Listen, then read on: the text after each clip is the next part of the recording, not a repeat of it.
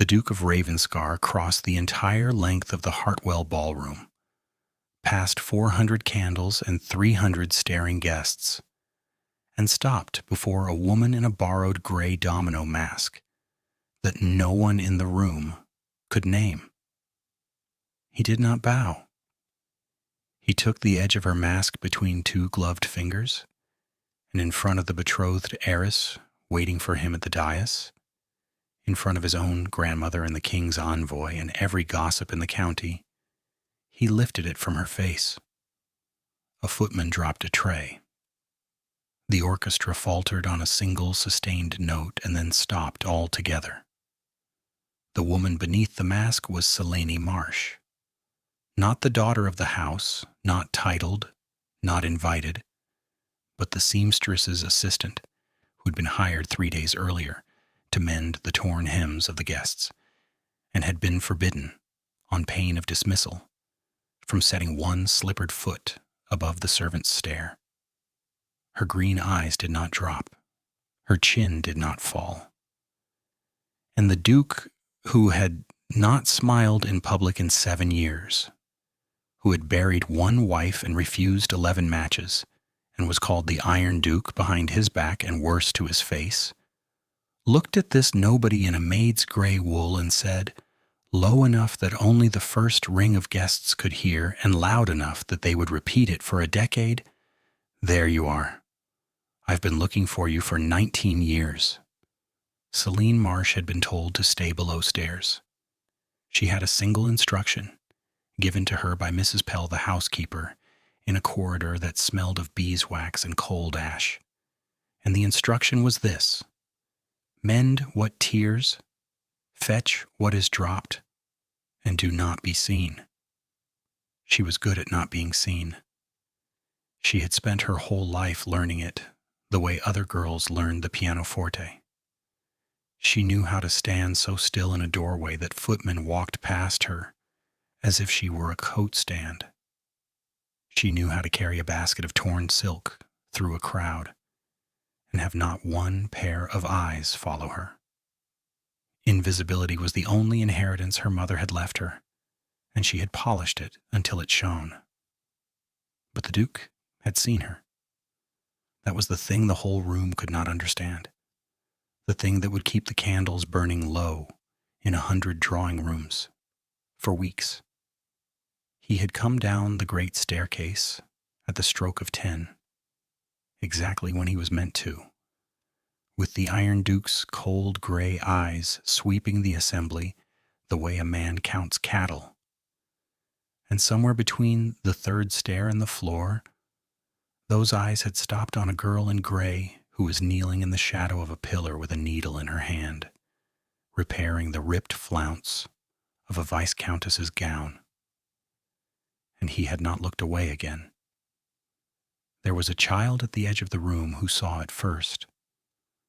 A small boy in a too large coat, the second son of the house, perched on the bottom step, where he was not supposed to be, sucking on a stolen sugared plum.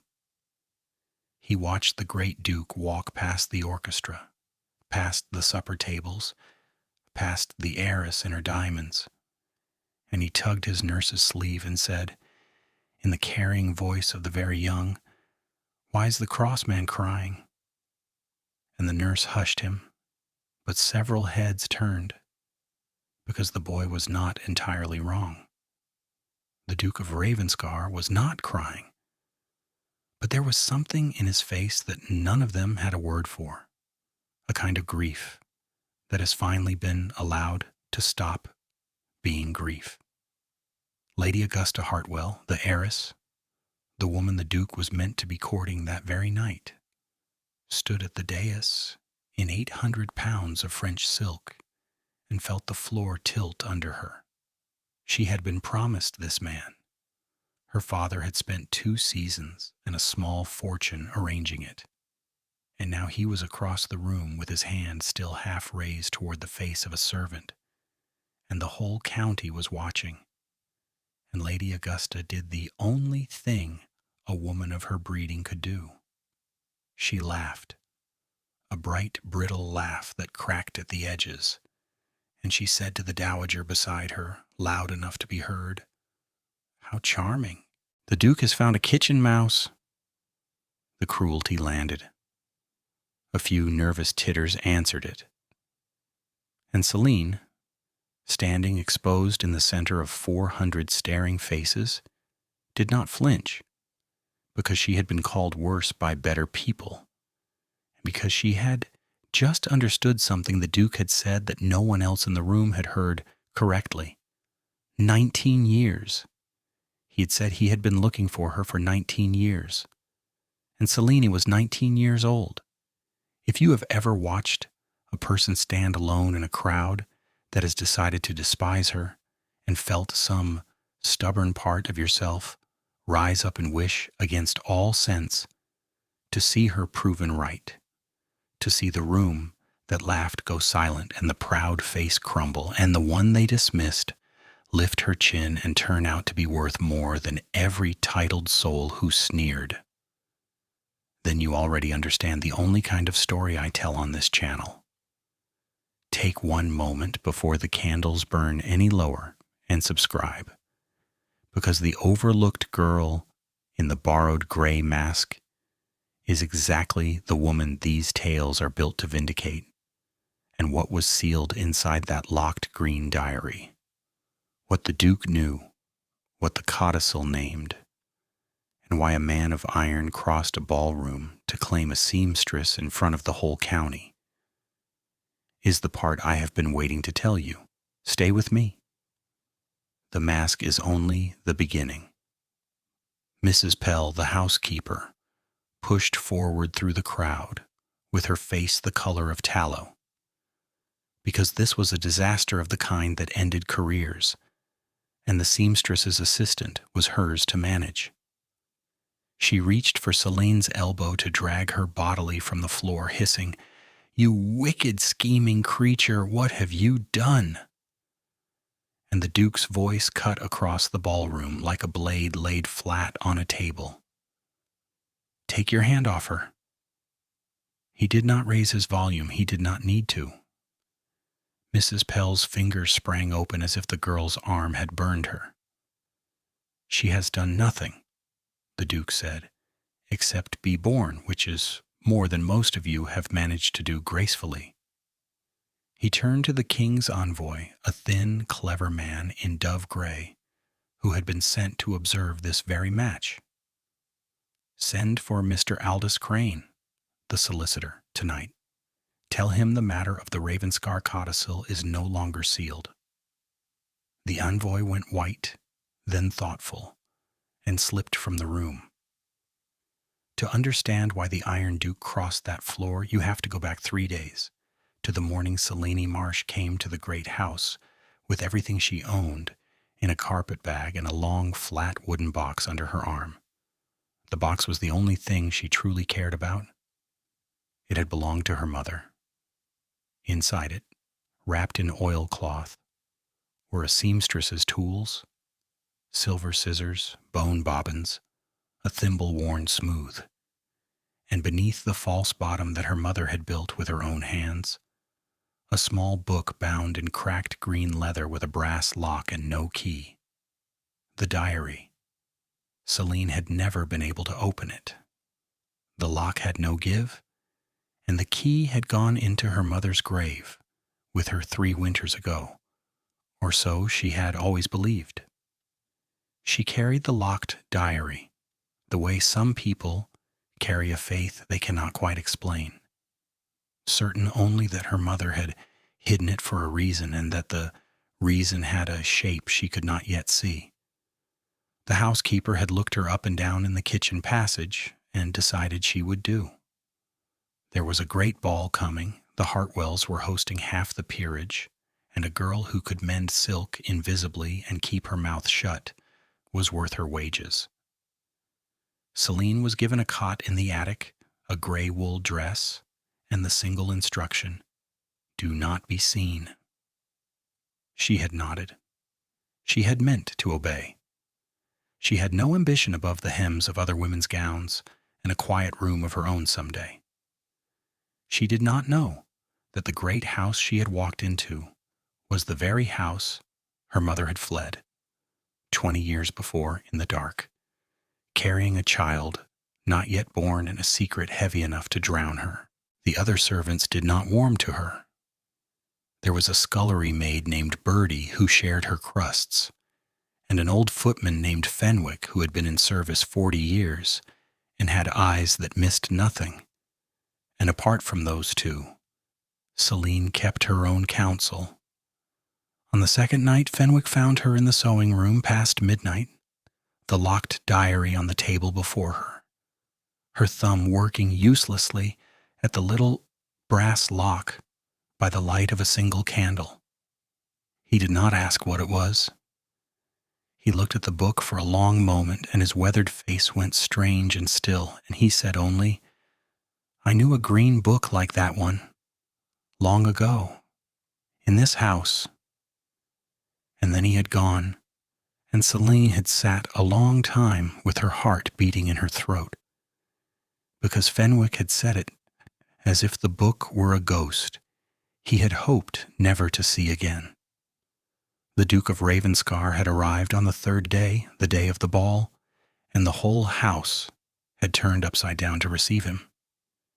He was the catch of 3 counties, vast lands, a fortune in coal and rents, a title old enough that kings had borrowed money from his ancestors. He was also, everyone whispered, half mad with grief and pride, an iron-faced widower who had loved his late duchess to distraction and buried her 7 years past and never once looked at another woman since. The Hartwells had not so much invited him as captured him. Lord Hartwell had called in a debt to get the Duke under his roof, and a season's worth of scheming to dangle his daughter Augusta before him. Augusta was beautiful, accomplished, and cold as a January gatepost, and she had been raised from the cradle to be a duchess, and she intended to be this one. Celine saw the Duke for the first time from behind a pillar, on her knees, with a needle in her hand. A vice-countess had caught her flounce on a chair leg and torn it badly, just as the dancing was beginning, and rather than retire she had ordered the nearest servant, Celine, to mend it then and there in the corner of the ballroom, behind a marble column where the thing could be done discreetly. So Celine knelt in the shadow with the torn silk in her lap and her silver scissors, flashing, working fast, head down, doing exactly what she had been told to do, not be seen. And the Duke came down the staircase with the whole room rising to greet him, and his cold gray gaze moved across the assembly without interest, the gaze of a man performing a duty he despised, and it caught on the girl in gray in the shadow of the pillar, and it stopped. He stood on the third stair from the bottom and did not move. The master of ceremonies announced him a second time, uncertain. Lord Hartwell started forward with his hand out and his speech ready, and the Duke of Ravenscar walked straight past him, past the orchestra, past every titled person in the room who had come to be seen by him, and toward the one person who had been ordered not to be seen at all. It is worth saying plainly what kind of man he was, so that the strangeness of it lands the way it landed on the room. The Iron Duke did not make scenes. He did not show feeling. In 7 years of widowhood he had perfected a face that gave away nothing, and he wore his grief like armor, and his title like a drawn sword, and grown men changed their plans rather than cross him. For such a man to walk the length of a crowded ballroom toward a kneeling servant in silence with 400 people watching, it was as if a cathedral had stood up and walked. People did not laugh at first. They were too astonished. The laughter came later when Augusta supplied it, when the brittle relief of a joke gave them permission. but in the first long moment there was only the sound of the Duke's boots on the parquet and the small wet scrape of a needle that Celine, who did not yet know he was coming for her, had not stopped to put down. He stopped an arm's length from her. She looked up, and the whole arc of both their lives bent in that single look, though neither of them yet knew the shape it would take, and the woman who had spent 19 years learning to be invisible found, for the first time, that she had been seen all the way down to the bone. He asked her name. She told him, "Celine, my lord, only Celine, the seamstress's girl." And something moved behind his iron face, some great slow thing like ice breaking on a river in spring. He asked who her mother had been. The question seemed to cost him. She did not understand why. Before she could decide whether the truth was safe to give, the housekeeper arrived to drag her away, and Augusta laughed her cruel laugh. And the Duke lifted the borrowed mask from a face he had no business knowing and said the thing about 19 years, and the room came apart. If you have come this far into Celine's story, hit subscribe, because what happens next is the part I have been waiting to tell you. Now you must understand the search, because the search is the spine of everything. The Duke had been a boy of 14 the year it began. He told it later in pieces to Celine by the library fire, and she set the pieces in order until the whole shape of it stood plain. His father, the old Duke, had been dying that winter, a wasting illness, slow and undignified, that ate at a proud man for 2 years before it took him. And the old Duke, on the worst of his nights, with the laudanum loosening his tongue, had told his son a secret that no 14-year-old should be made to carry. He had loved a woman who was not his wife, not cheaply, not in the common cruel way of great men with their housemaids, but wholly and ruinously. And her name had been Marianne, and she had been a gentlewoman of small fortune who served as companion to the old Duchess and lived under the Ravenscar roof. And Marianne had been carrying his child when the old Duchess found them out and drove her from the house in the dark. The old Duke had wept, telling it. He had taken his son's hand and pressed into it a small brass key on a frayed black ribbon, and he had said, "She fled with a green book and a brass lock, and the book holds the truth of it, and one day you must find them both. Swear it. Swear you will not rest until you have set right what this family broke." And the boy had sworn because his father was dying, and a dying man's oath is a chain you wear for life. And the old Duke had died 3 days later, and the brass key had gone over his son's heart and stayed there for 19 years. He had searched. God, how he had searched. He had hired men to find a woman named Marianne and the child she carried, and the men had found a grave in a country churchyard 3 winters old, and a daughter who had vanished into service somewhere in the north. Name unknown, face unknown, swallowed by the great anonymous machinery of poverty that eats girls like her by the thousand. He had nearly given it up. He had come to Hartwell House that night not to court Augusta. He had no intention of marrying anyone, but because Lord Hartwell held an old debt of his father's and had called it in, and a Ravenscar paid his father's debts. He had come tired and iron and resigned to another wasted evening among people he despised. And he had seen a girl on her knees in the shadow of a pillar with green eyes exactly the shade his father had described on his deathbed, the eyes of a woman dead 20 years, and the whole long search had ended between the third stair and the floor. That was why he crossed the room. Not love, not yet.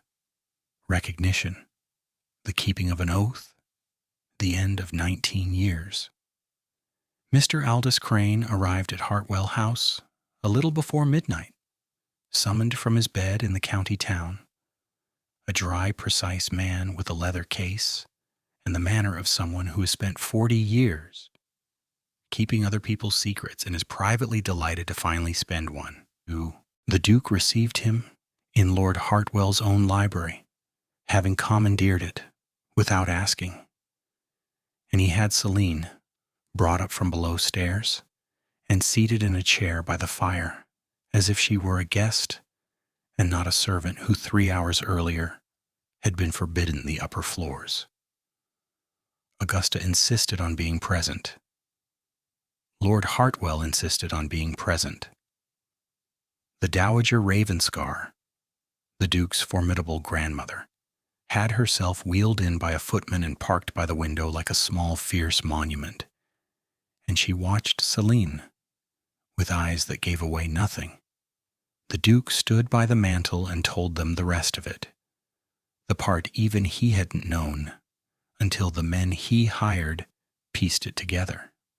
The old Duchess could give his father no living children. 3 had died in the cradle.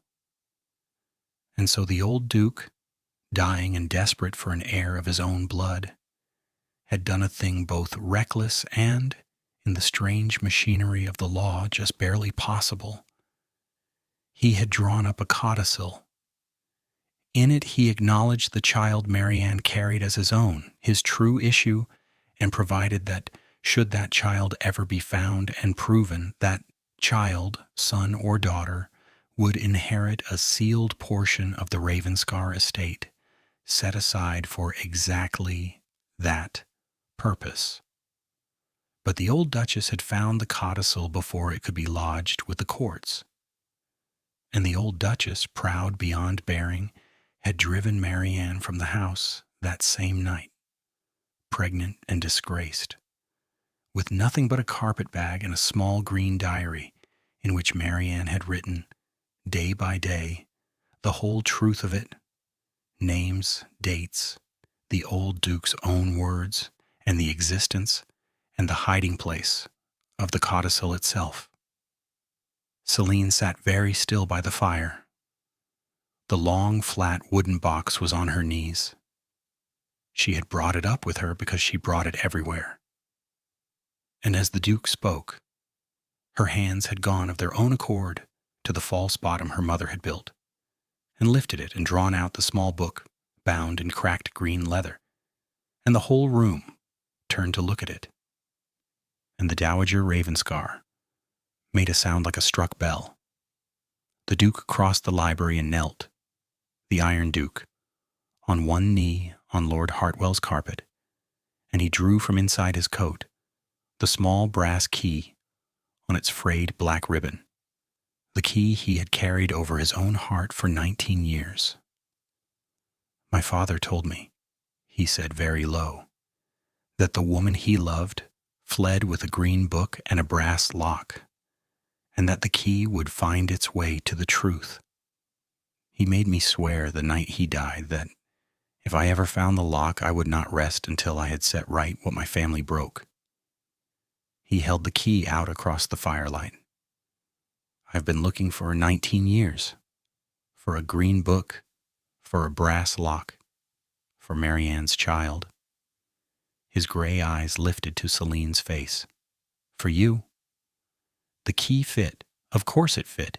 It turned in the little brass lock with a soft click that the whole room heard, and the diary fell open in Celine's lap to her mother's handwriting. 20 years old. Brown ink on yellowed paper. And there at the top of the first page was written, "To my daughter, who is the daughter of a duke, though they will tell you that you are no one. Keep this until the man with the key comes for you. He will know you by your mother's eyes." Lady Augusta Hartwell made a sound that was not a laugh. The Dowager Ravenscar had her footman wheel her forward, and she took the open diary in her 2 ringed hands, and she read her dead son's own words in another woman's writing, and the fierce old monument of her face cracked straight down the middle. She had been the old Duchess's friend. She'd known. She'd spent 20 years believing the girl child had died with her disgraced mother in some ditch, and had told herself it was mercy, and had been wrong. She looked up at Selene over the green book, and what she said was not grand. It was only, "You have her chin." Marianne's chin. God forgive us all. But the truth did not make the world bend at once. And here the obstacles began in earnest, because a story in which the proof simply works is not a story at all. Lord Hartwell, who had spent a fortune to make his Augusta a duchess and saw it evaporating in his own library, was the first to fight. A locked diary and a dead woman's claim, he said, were nothing in law without the codicil itself, and the codicil had never been lodged, had been lost or destroyed 20 years gone, and without it, the girl was exactly what she appeared, a seamstress with a sad story and a stolen ducal key. He had law on his side, and he knew it. A codicil unlodged and unfound is a fairy tale. The diary named where it had been hidden, but a hiding place 20 years old in a house that had changed hands and been half rebuilt was worse than nothing. It was hope, which is the cruelest thing to hand a person you mean to ruin. And Augusta fought too, in her colder way. She drew the Duke aside in the corridor outside the library and reminded him, with the surgical calm of a woman defending her whole future, that he was bound to her by an understanding 2 seasons in the making, that to throw her over for a base-born seamstress on the strength of a locked book would make him the laughingstock of 3 counties, and her the injured party with every sympathy and every drawing room on her side. She was not wrong about that either. She offered him a bargain dressed as a mercy. Marry me as arranged. Settle a quiet pension on the girl. Send her north, and let the diary be burned. No one need ever know. You will have your heir of the proper sort, she said, and your name will stay clean, and the kitchen mouse will live softer than she ever dreamed. That is more kindness than her mother got. The Duke looked at her for a long moment, and Augusta, who was clever, saw that she had lost, and her beautiful face went to stone. The next morning the household woke to scandal, and the scandal had teeth. By breakfast the story had gone out in 12 letters to 12 great houses, and by every account but the truth, Selene was a schemer who had planted herself in the Hartwell's service to entrap a grieving duke with a forged book and a tale of secret birth. Mrs. Pell swore she had caught the girl prowling the upper floors. A lady's maid remembered suddenly and vividly having seen Selene whispering with the Duke's valet, which had never happened. The county did what counties do.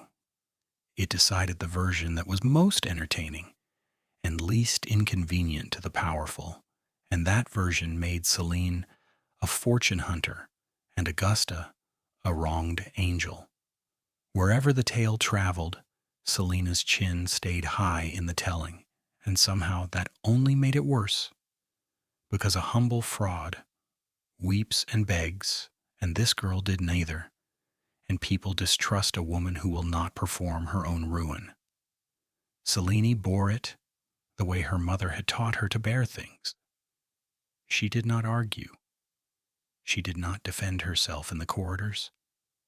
She kept very still, and she breathed, and she read and reread her mother's diary in the cold attic by a single candle, and what she found in it steadied her more than any defense could have. For her mother hadn't written a victim's diary. Marianne had written a survivor's. Page after page in that brown ink was not grief, but instruction. How to mend a hem so the seam vanished, how to stand so still in a doorway that the eye slid past you, how to keep a secret across years by hiding it in plain sight inside a sewing box with a false bottom built by your own hands. I am making you unseeable, Marianne had written, on a page Celine read until she knew it by heart. Not because being seen is a sin, but because the unseen survive. One day a man will come with a key, and on that day you may be seen at last.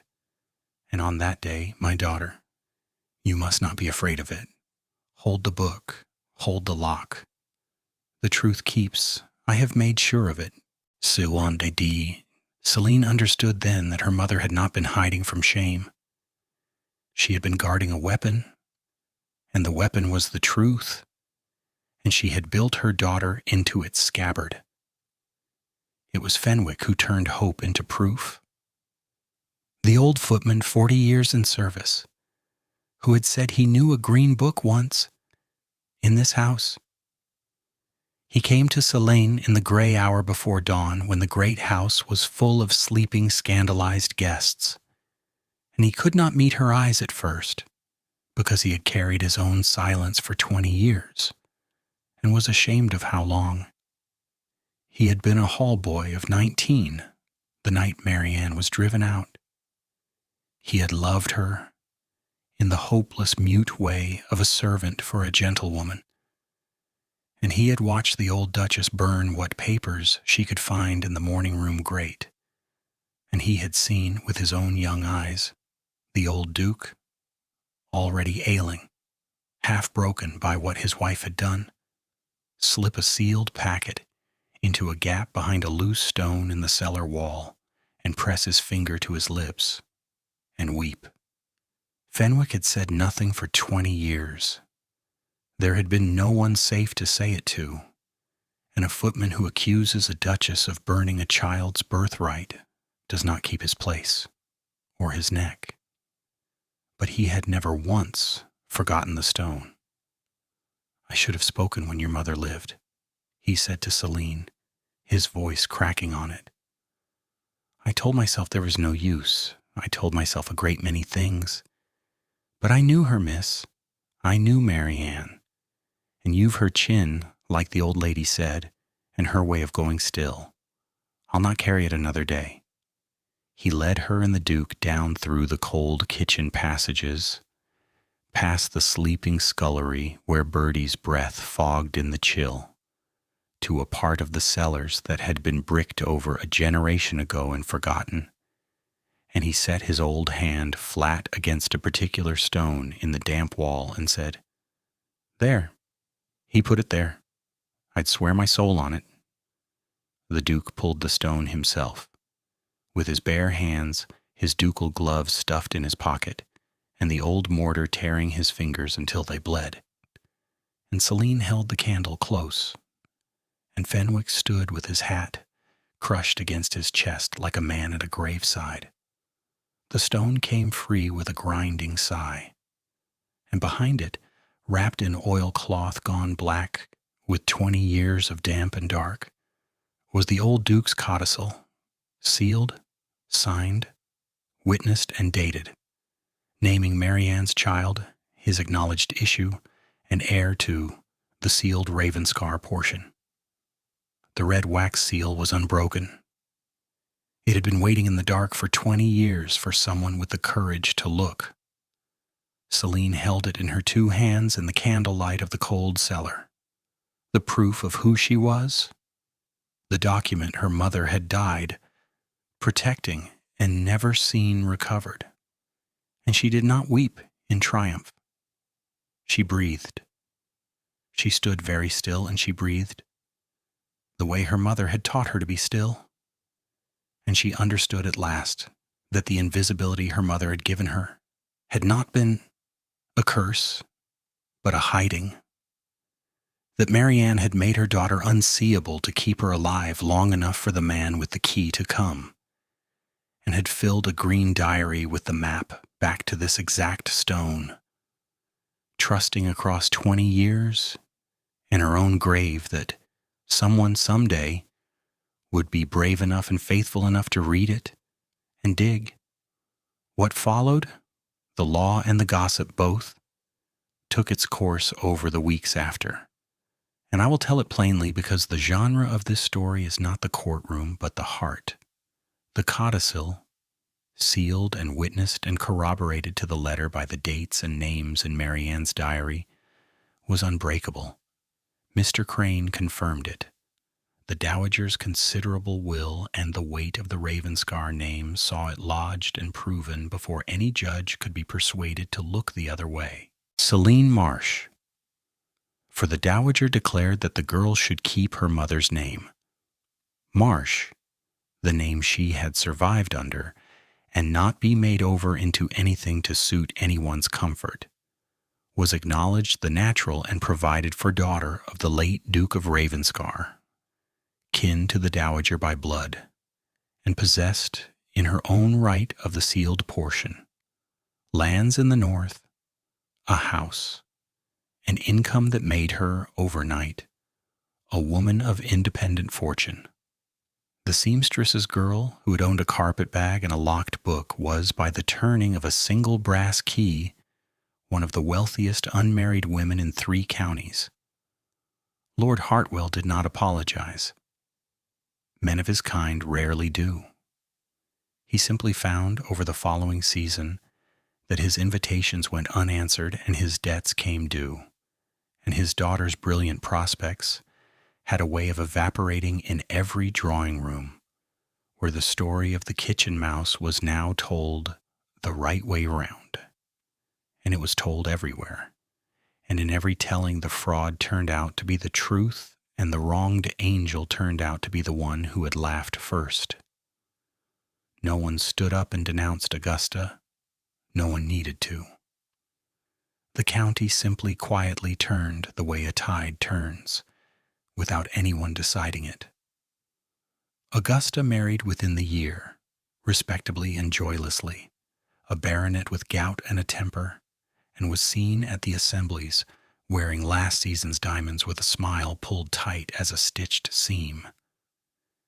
Mrs. Pell, who had called Celine a wicked, scheming creature, was let go without a character, and that was the whole of her punishment, and it was enough. And the Duke, the Iron Duke, who had crossed a ballroom in front of 400 people to lift a mask from a face he had been seeking for 19 years. It would be a tidy story to say he had fallen in love with Celine at first sight in that ballroom, but that is not the truth, and this channel does not tell the tidy version. What he had felt, coming down the staircase and seeing the girl in gray on her knees with her needle, was recognition. Mary Ann's eyes, his father's promise, the end of a 19-year search, and recognition is not love. The love came after, slowly, across the cold, bright weeks of autumn in the library of his own great house where Selene now sat as kin and not as servant. It came in the way she argued with him without fear, because she had spent her life owning nothing, and so had nothing left to lose. It came in the way she read her mother's diary aloud to the Dowager by the fire until the old woman wept and forgave herself at last. It came in the way she handled the green book, always gently, always with both hands, the brass lock catching the firelight, as though the whole of her mother still lived inside its pages and might be woken too roughly.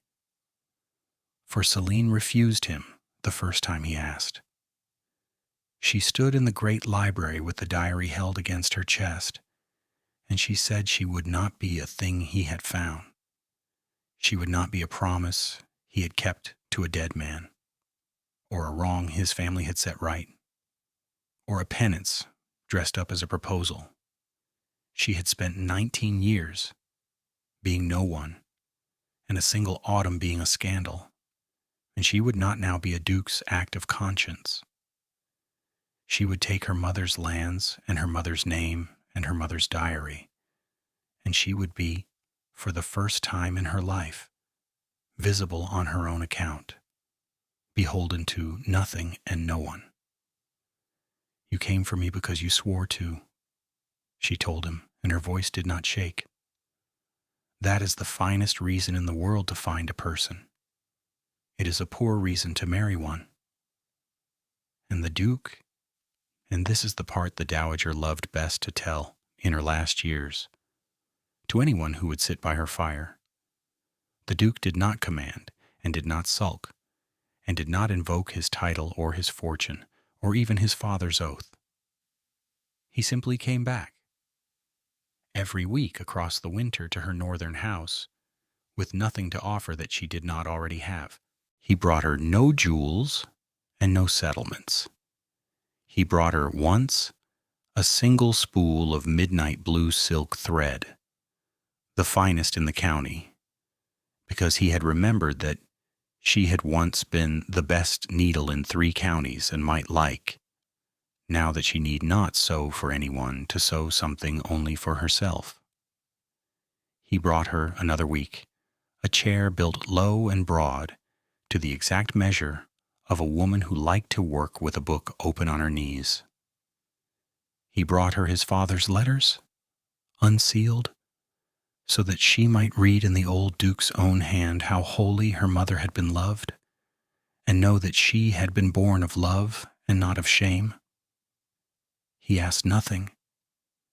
He simply kept coming, through the snow, into the spring, until Celine understood that he was not trying to repay an oath or fix a wrong. He was courting her the way no one had ever courted her mother, openly, patiently, in front of everyone, as though she were worth the walk. There was one evening that winter the Dowager told of more than any other. Celine had been reading the Green Diary aloud by the fire, as she did most nights now, her voice steady, the brass lock catching the light where it lay open on her knee. She read the page where Marianne had first felt the child move, and had written, in the brown ink, that she had no name yet for the love of it, and no notion how she would feed it, only that she would die before she let the world tell her daughter she was nothing. And Celine's voice did not break because she had learned long ago how not to let it, but she stopped, and she was quiet a moment, and she laid her open hand flat on the page the way a person lays a hand on a sleeping child. The Duke, across the hearth, did not speak. He did not reach for her. He only watched the firelight move on the green leather and on the bowed bright head of the woman his father's oath had brought him. And the Dowager, who saw everything, saw the exact moment the iron went out of him for good. He was not keeping a promise any longer. He had stopped. Somewhere in that winter of midnight blue thread and unsealed letters and a green book read aloud, and fallen plainly and hopelessly in love. And Celine, who had been given invisibility by her mother, and a fortune by a key, and a name by a sealed codicil, was undone at last by the one thing none of those had given her. A man who had decided and went on deciding every single week through the snow that she was and had always been worth choosing. They married in the spring, quietly in the small chapel on her own northern lands, with Fenwick given the place of honor and Bertie the scullery maid as a guest in a good wool dress, and the Dowager Ravenscar weeping without shame in the front pew. Celine wore no diamonds. She carried the Green Diary up the aisle instead of flowers, her mother's book, unlocked now and read and finished and at peace, and she set it open on the altar rail while she spoke her vows, so that Marianne, in whatever quiet place the dead keep, might be said to have been there to see her daughter, no longer hidden. The brass key the Duke had returned to her on the morning of the wedding. He had carried it 19 years, and it was hers now, and she wore it on a ribbon over her own heart, where her mother had worn it before her. and so the diary came to rest. It had been written in disgrace, and locked in fear and carried in poverty across 20 years and 3 lifetimes. Mary Ann's, who wrote it. Celine's, who carried it without knowing what it was. The Duke's, who sought it without finding it. And it ended its long, secret journey lying open on a country altar in the spring, its work done and its daughter seen. Some inheritances are houses and lands and sealed portions in the north, and some are only a green book and a brass key and a mother's stubborn certainty, kept across 20 years of silence, that the truth would keep and the man with the key would come, and her hidden girl would one day stand the most visible woman in the room. The candles at Hartwell House had long since guttered out, but on Celine's northern lands the spring light came in long and gold through the chapel windows and fell on a small green book on an altar rail, and on the dark bowed head of a hard man bent at last in something other than grief, and on the bright auburn hair of a woman of 19 who had once been ordered not to be seen. She had been told to stay below stairs. She had ended seen all the way to the bone, and chosen and kept, not because a duke crossed a ballroom, but because a mother, dying poor in a cold cottage, had refused to let the truth die with her, and had hidden it inside the one place no thief would ever think to look, the false bottom of a sewing box, beneath a girl she taught the world to overlook. Some truths are buried in cellars behind a loosened stone. Others are sewn into a green book and pressed into the hands of a daughter, and they wait, locked and patient, for the one person brave enough to come looking with the key. Would you have kept that locked book all those years on nothing but a mother's faith? Or would you have broken the brass lock open and read the truth long before the man with the key ever came?